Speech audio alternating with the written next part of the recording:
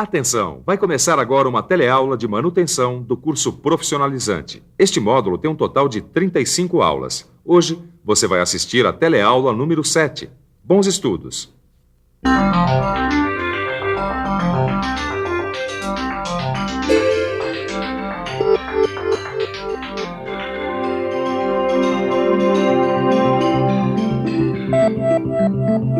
Imagine a seguinte situação. Você está tranquilamente operando a sua máquina e, de repente, o eixo quebra. E aí, o que fazer? Bom, o ideal seria fazer um outro eixo ou então importar um. Mas você sabe, isso quer dizer dias e dias de máquina parada e isso significa prejuízo. Só que existe uma solução para esse problema muito mais prática e barata: a soldagem de manutenção. Esse é o tema dessa e da próxima teleaula. Hoje você vai ver a diferença entre a soldagem de produção e de manutenção. Vai conhecer os procedimentos da soldagem de manutenção e vai ver ainda os tipos mais comuns de falhas que podem ocorrer numa peça ou componente de uma máquina ou equipamento.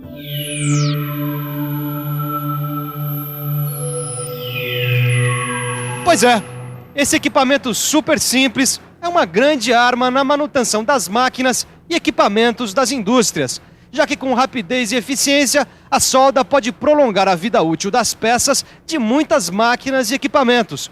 E é justamente por isso que a soldagem de manutenção é muito usada, especialmente em países em desenvolvimento industrial como o Brasil. As indústrias dos países em desenvolvimento, como o Brasil, têm várias características em comum. E uma delas é a diversidade de máquinas e equipamentos. Quer dizer, numa mesma indústria, a gente encontra máquinas de diversas origens e fabricantes. Isso quando os equipamentos já não estão fora de linha. O resultado disso você vai conferir agora.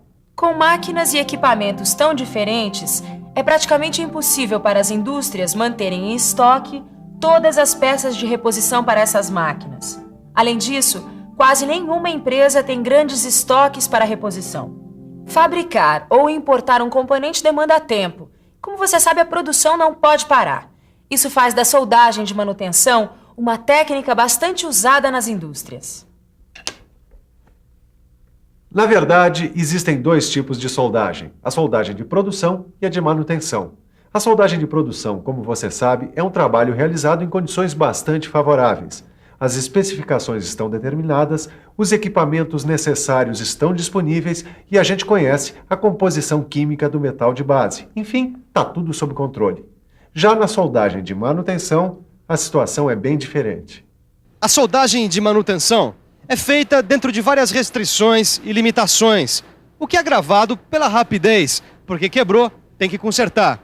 E falando em quebrou, consertou, chegou a hora de você acompanhar as etapas para a realização da soldagem de manutenção.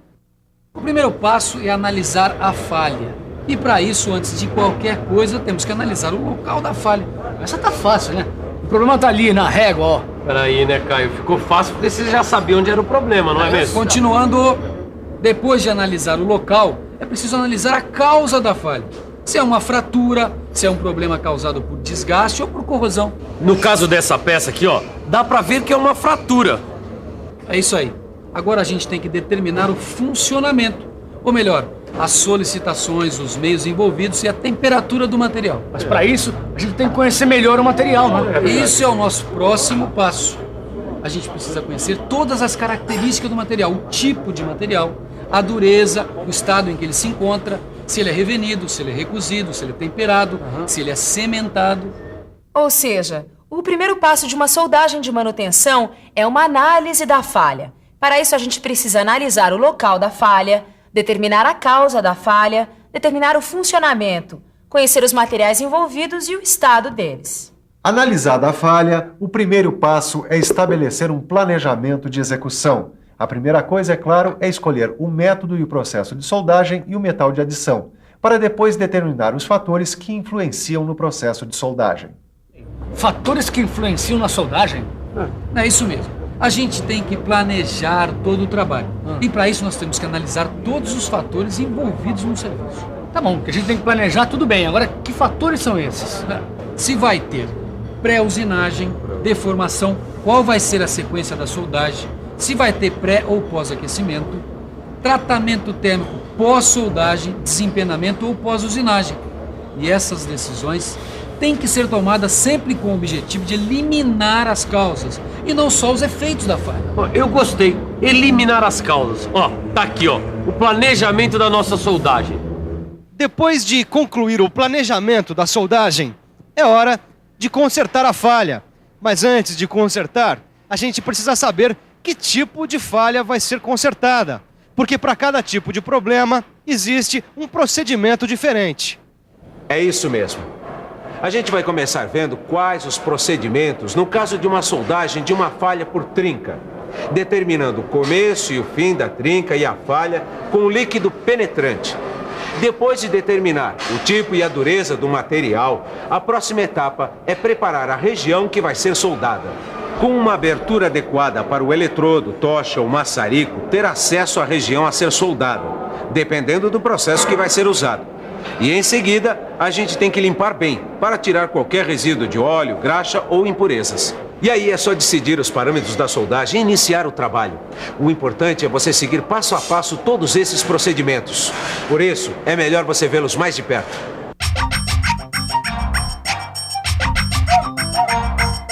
Depois de localizar e limpar o início e o fim da falha, é executado um ensaio na região da falha.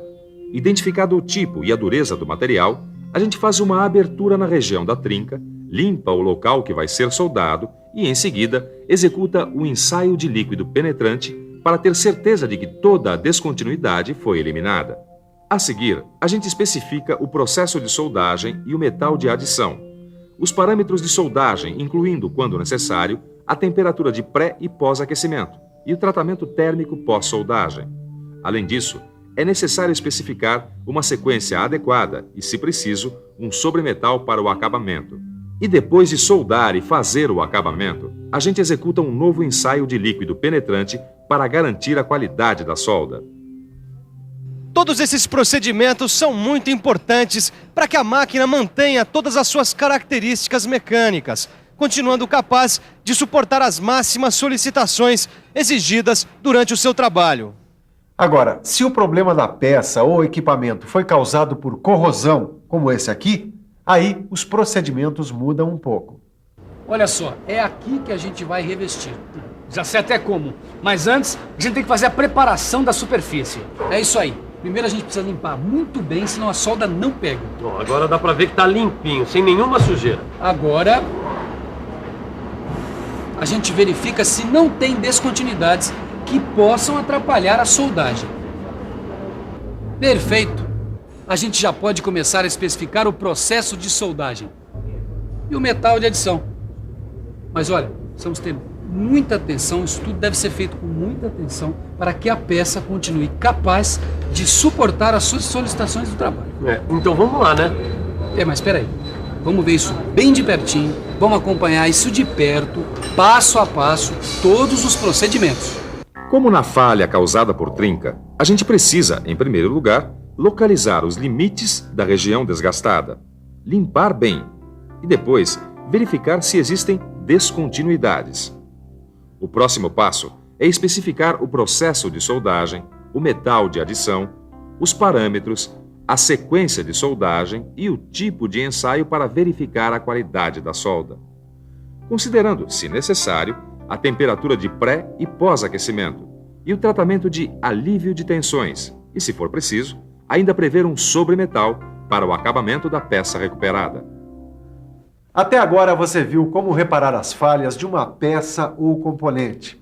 Agora, conhecer as causas dessas falhas é muito importante para o trabalho de manutenção. Afinal, quando você for consertar um equipamento, quanto mais você souber sobre seu funcionamento, o material e a falha, melhor vai ficar o seu trabalho.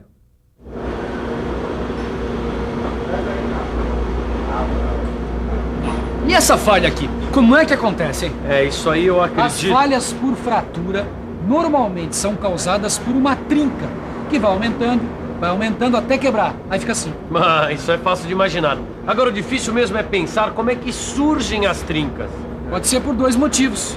Ou muita solicitação no trabalho, ou pela própria fadiga do material. Outra situação de falha em equipamentos pode ser gerada pelo desgaste. Podem ser desgastes mecânicos, como abrasão, impacto, ou erosão, ou cavitação. Mas independente da causa, precisa-se tomar muito cuidado quando se for escolher o material de soldagem, que afinal de contas, a máquina ou equipamento precisa funcionar com segurança e eficiência depois do conserto. Dá só uma olhada. Essa falha foi causada por abrasão, que é um desgaste que ocorre entre superfícies que deslizam e giram. O atrito constante do carro no barramento provoca a abrasão, causando o desprendimento de partículas da superfície. Isso mesmo se as superfícies em contato forem polidas. Mesmo assim, porque essas partículas são microscópicas e elas tendem a se encaixar. Só que quando as superfícies entram em movimento entre si, a força do atrito gera calor. E esse calor faz as partículas se fundirem. E aí, fundidas, elas movimentam-se e a superfície sofre desgaste. Tá bom, mas como é que dá para recuperar essas superfícies, hein? Depositando um material mais duro e resistente através da solda.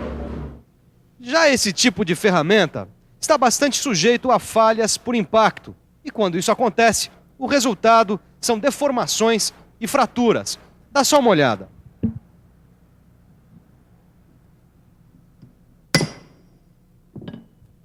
Por causa desse impacto, em condições de alta pressão, partículas metálicas são arrancadas do material e aí acontece o desgaste. Geralmente, as mesmas regiões que sofrem impacto sofrem também abrasão. Outra falha muito comum nos materiais metálicos é a corrosão. Ela pode acontecer devido à umidade, acidez, alcalinidade, temperatura e até afinidade química entre os metais. Peraí, como assim? Peraí, Caio, você nunca viu na sua casa uma área corroída? Não, claro que sim. Tem uma geladeira lá em casa, inclusive, que tá com corrosão. Agora, eu queria saber como é que acontece isso. Deixa que eu explico. É que a maioria dos metais e ligas metálicas, quando entram em contato com o oxigênio do ar, adquirem uma camada de óxido que o protege. Quando essa camada de óxido perde a impermeabilidade, a oxidação continua. Enfim, conhecendo os tipos de falhas, o próximo passo é escolher os eletrodos ou varetas que vão ser usados como material de adição nos processos de soldagem. E para escolher o material de adição mais adequado, é só consultar o seu livro. Mas antes de consultar o seu livro, fique de olho na revisão. E atenção, se liga aí que é hora da revisão. Na teleaula de hoje, você viu a diferença entre a soldagem de produção e de manutenção.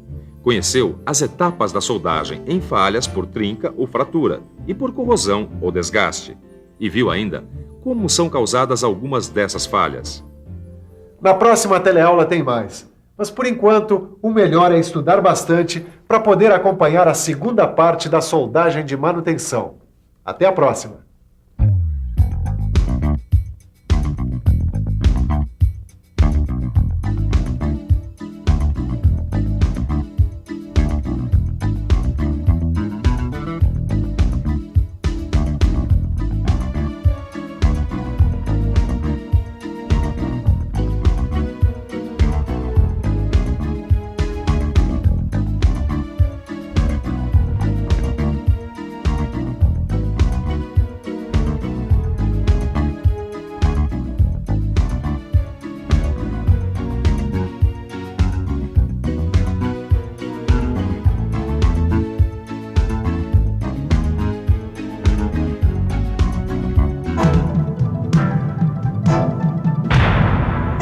Telecurso 2000, um programa de educação do Sistema Fiesp e da Fundação Roberto Marinho.